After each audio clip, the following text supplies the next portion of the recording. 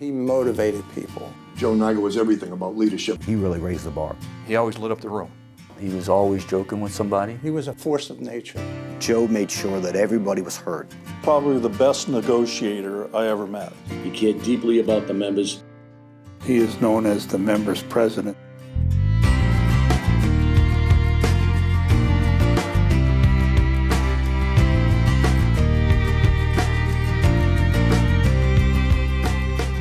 Our members are the backbone of this organization. You work for the members.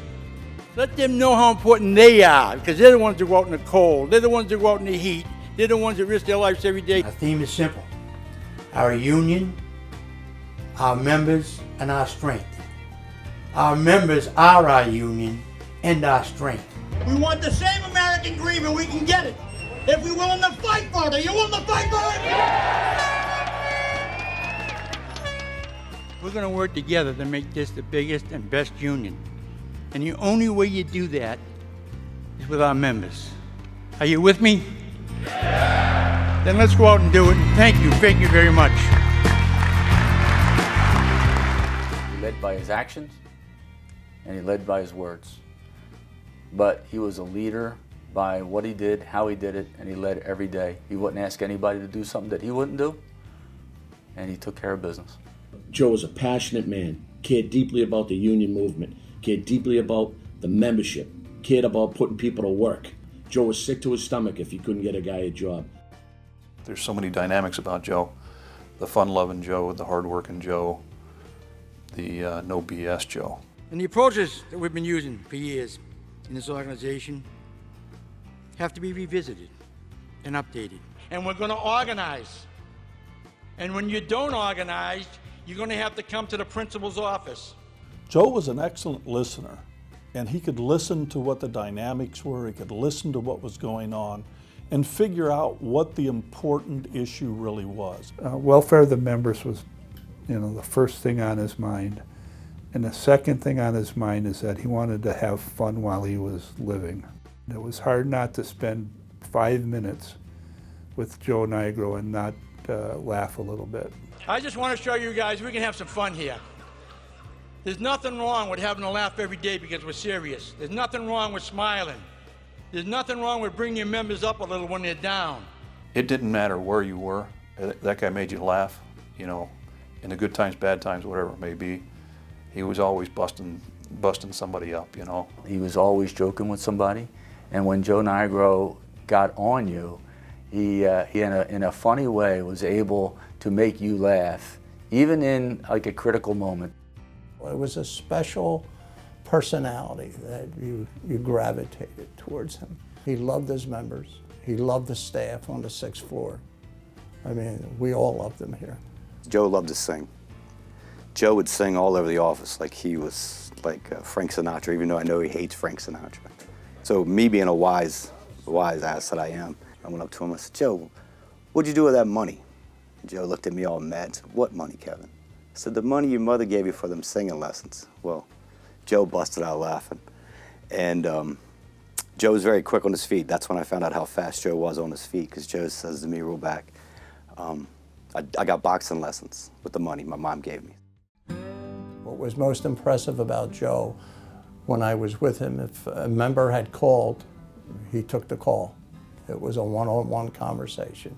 He directed traffic. He made sure that that member got to the right person. He was the members' general president. I know that for a fact because I'd be with him and his phone would ring at all times of hours and days, and members would be calling him and concerns, and never once was ever pushed under the swept under the rug. It was always, you've got my full attention. Joe always interacted with the members, wanted to know where the guy was working, what job he was on, who he was working with, how his family was doing, where he was living. He was very genuine in himself. Never changed. Was the same guy no matter who he was talking to. Joe never forgot where he came from, as evidenced by the fact that he bought a pair of boots for a guy that was out of work, so the guy could go back to work. Paid a mortgage payment, I know of a member, when that guy was out of work and a little down and out. He was known as the members' general president, and he earned that. And it's an honor to be bestowed upon him. I know Joe was a family man, always talked about family. I can remember when I first came here to DC, he walked into my office, wanted to know where all my pictures were of my family. And you know, kind of harped on me about not having pictures. You know, you got to have pictures. I know Pat and him, you know, did a lot of things together. Got along really well. I saw some of the different sides of them. She's a very strong woman, and I think that's what grounded Joe a lot, was having somebody just as strong as minded as he was, and they were perfect for each other. She's put up with me for 44 years. She told me 2 good ones. She just wouldn't tell me what 2 they were. They kind of grew up together, so their relationship, Pat and Joe, was probably different than a traditional marriage because of the long-standing friendship that they had. They had a disagreement one day. We were driving in the car, and we were sitting in the back seat, and they had a disagreement. That was a little bit shocking. And like 5 minutes later, they were singing in 2-part harmony, like a couple of angels. You know, you watch those dynamics, and it was different than I'm used to, but you could tell that he really loved his family and his wife very much. Honey, I thank you. I thank you for always being there with us, and I thank my family. The first SMART General Convention was a really challenging event. It was the merger. We didn't know what to expect. You know, it's a day for the first time in our combined 272-year history, we're meeting as one union.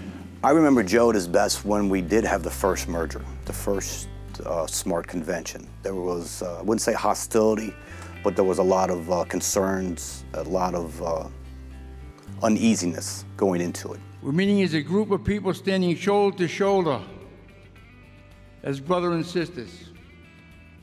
We are now one.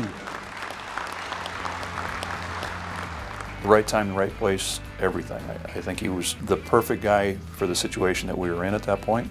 He was able to make the hard decisions, but yet be able to get along with the people that he had to make the hard decisions with. At this convention, feel free to express your opinions. We don't get mad. There's no retaliation for you representing your members or your self-opinion at this conference. This is your conference.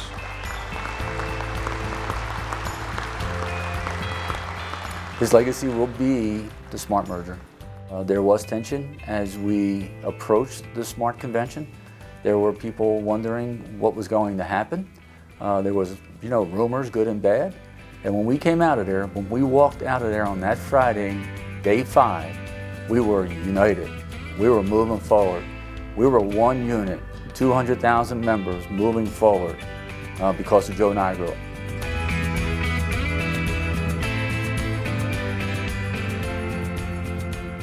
He led us by example. Joe Nigro was a leader all around. He had one of those personalities that was larger than life. One in a million guy. I don't think I'll ever come across another person like him. Joe was generous in every facet of what he did. Joe motivated people. It was all about involvement. Joe got people involved. Joe was a really close friend of mine, and I got 10 good years with him. I think about him every single day.